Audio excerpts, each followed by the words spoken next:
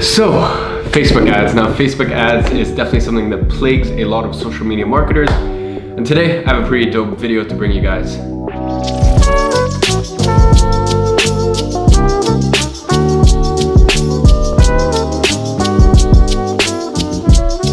So to begin with, I want to apologize. I think this camera is probably like wonky and tilted. Now, the reason that is Sol, who is my creative director for my marketing agency. He went off and he took my tripod to the client and there was a little clip on it and actually connects it to the tripod. And dude, I think he left it there. I can't find it in my house, so we're having to do with the Joby tripod this today. So yeah, guys, go ahead, blame Sol for that. You can do that in the comments if you wish to. So let's get into the topic of today's video, Facebook ads. Now, Facebook ads are one of those things that a lot of time you'll need to do very specific troubleshooting for, and that's actually something I do inside of Six Figure Estimate. So today, you know, a lot of people ask me, they're like, you know, how do you get results with Facebook ads and this thing and this thing, and it's just such a broad topic. It's like, how do you sell?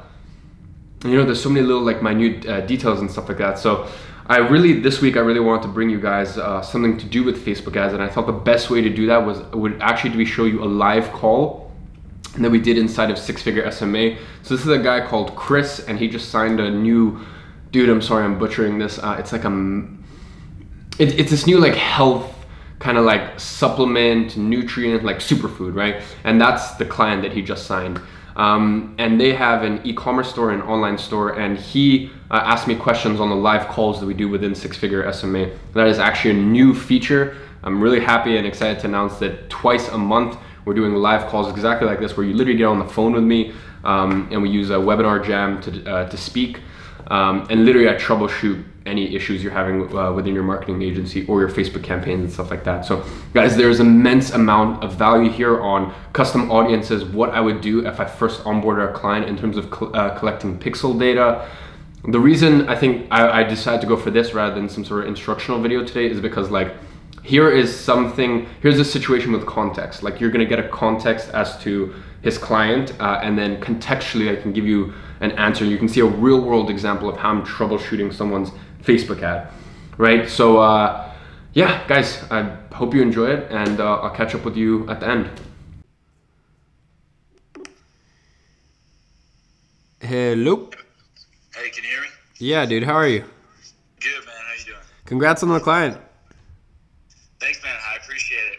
Going up there actually on Tuesday. The client's close to my hometown, so a little bit away. So we're heading up there just for the first couple meetings and stuff like that, just to make sure everything goes over smoothly. So I'm going to take your advice and make sure I bring them a nice little gift to build that friendship. Good. So the question I have for you is, so like initially we're going to start off with what we think is going to be a pretty powerful like brand video, just because they have, you know, the business that we're working with has, you know, quite the story, just from how they got started and how far they've come already, and just some really powerful testimonials and stuff like that. And I think I touched on that with you last week. But I guess I was wondering because with this product, right, it's more of like an education like purpose, like initially, right, like educating the people on, you know, what the product does and the benefits and stuff like that. So would you run the initial brand video to like a funnel page with some more information explaining all the benefits of the product, or would you maybe consider running it to like a webinar? I know you just talked about that, you know what I mean, like just like more ways to educate people on the product, or like just run it to the website to get pixel data, you know what I mean? Like, what would you do in your own opinion right away with all the traffic that we're going to get from the brand video? Well, first of all, in terms of the brand video, like, have you taken and this is the same company we were talking about, right? Yep. So what have you taken a look at their pixel info? Oh, I remember you told me they have no pixel on their website right now. Okay, you need to get that sorted ASAP. Yeah, no, absolutely. So like we're going up on Tuesday, like I said, to like sign paperwork, get everything started, like get access to all their information, stuff like that. So that's all happening on Tuesday. So the Pixel will be installed and everything like that. We're also, I have like an e-commerce guy that I work with.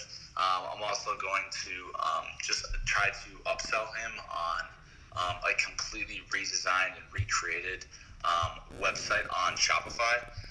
Just because, I mean, from an e-commerce standpoint, this website has a lot of changes that need to be made, and the company that built them their website actually is like another like media group company, and every time you want to make adjustments to your website, it costs this business like $20, $50, $100 per change, depending on like the size. And with all the changes and adjustments that need to be made between product pages, and you know, when you go to add it to your cart, that it actually goes to the checkout page, not just leave you where you're at, and like, you know, just all the ways to limit the buyer fatigue. There's a lot of changes that need to be made, so I'm actually going to try to upsell them on creating a whole new Shopify website, and then obviously installing the Pixel and stuff like that. So I guess I'm just wondering, like, that initial steps, what would you do with? Okay, so the thing is, you know, at the end of the day, like a funnel, like it's a bit overkill for the product. You know, I think it ranges anywhere from like what, $50 to $100.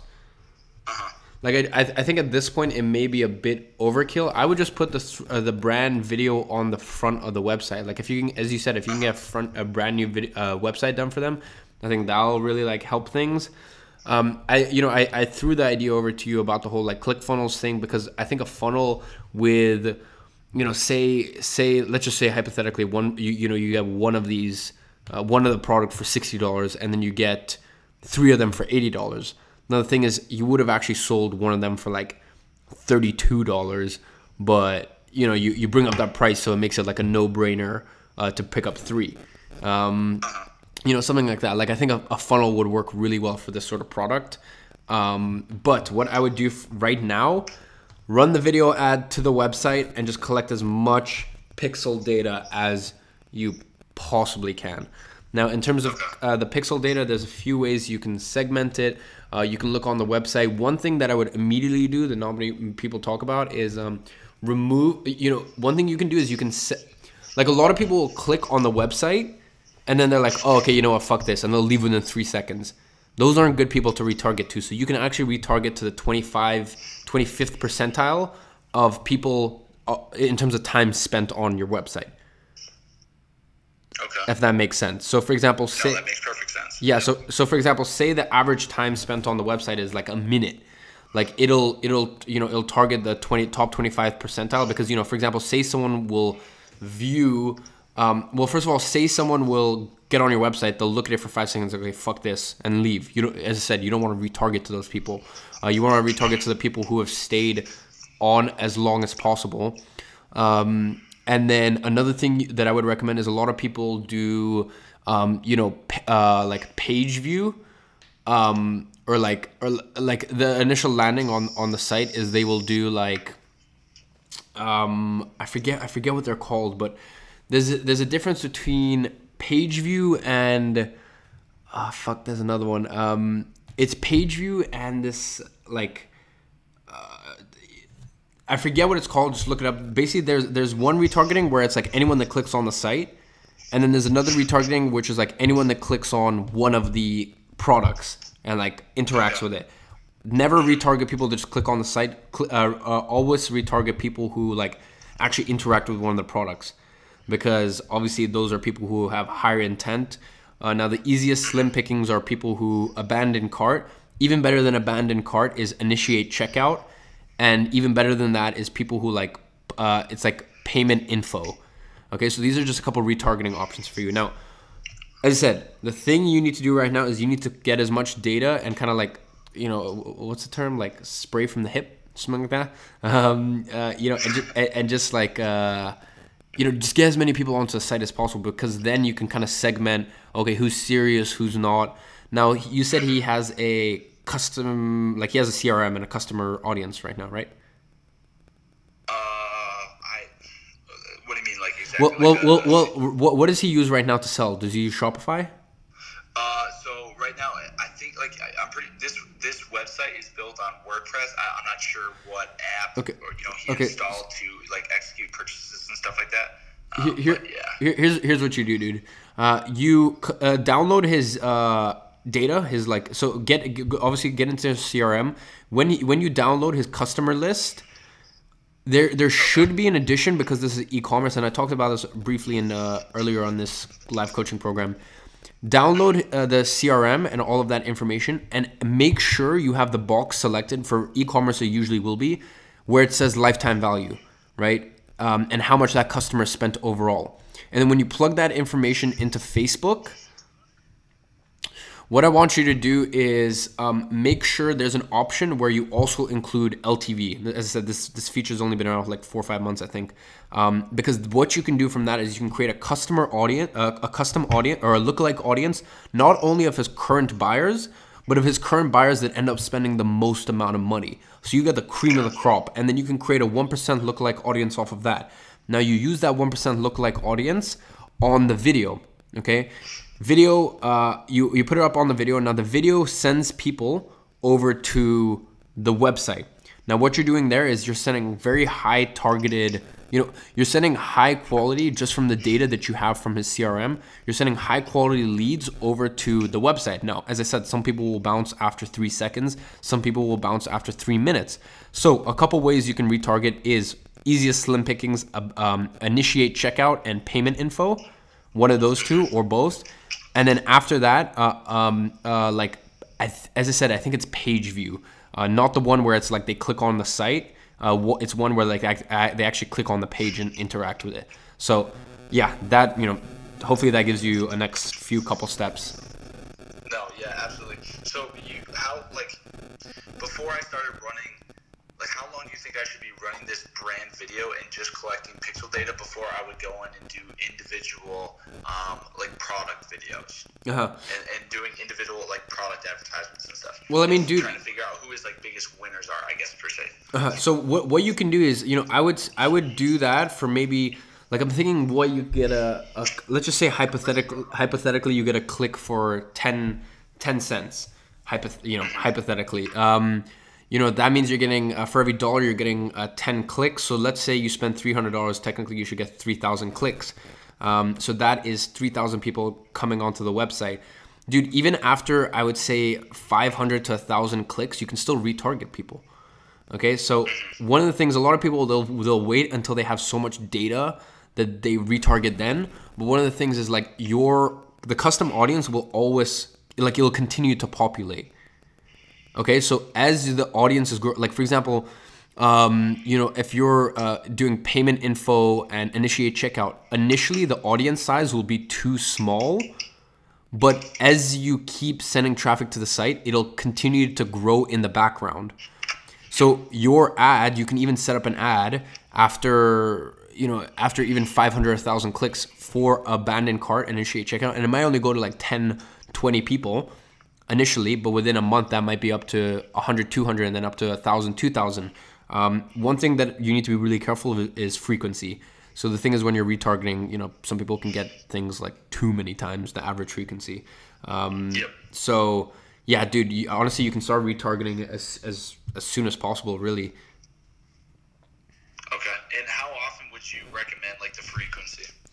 Well, I mean, the thing is with retargeting ads, everyone has a different kind of advertising style. Some people they don't want their frequency. Because Dan Henry, you talked about him earlier. I remember going to his site for the first time. I got hit. I felt like every time I was on Facebook. Yeah.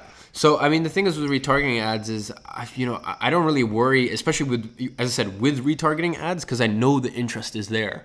I'm not really scared to go up to, for example, 5 frequency. Okay. Yeah.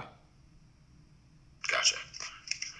No, I think that answers my question. I really don't have much more than that. I guess I was just curious, your thoughts on that, because, like I said, it's more of informing and educating people about a product that a lot of people aren't familiar with. So, but I mean, in the brand video that we're gonna create, it's gonna tell that story. So perfect. Yeah. Perfect. All right, thanks, man. I really appreciate it. All right, dude. No worries. I'll see you next week.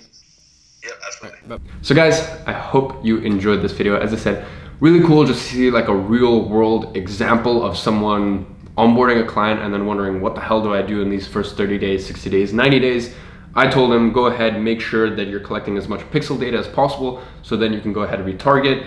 And then I also kind of told him how to take the custom audience that he's going to get from his client, and how to actually segment it and get that top 1% by actually using this new LTV feature. So yeah, I hope you enjoyed it. And guys, go ahead, let me know in the description. Do you want to see more Facebook ad videos? Do you want to see more sales videos? Do you want to see more personal brand videos? Do you want to see more vlogs? Like, just let me know whatever the hell you want to see. I'm working on a lot of stuff right now. Building out my team, it's been crazy. Got this new software in the pipeline. Really building up my bounty and just like my chest. I'm really building up a war chest this year to invest in real estate. Just a lot of things in the pipeline and a lot of really exciting stuff. And yeah, I'm freaking pumped. Yeah, I guess that's it. I'm rambling now. So guys, go ahead, leave the recommendations, and I will see you in the next video. See you guys.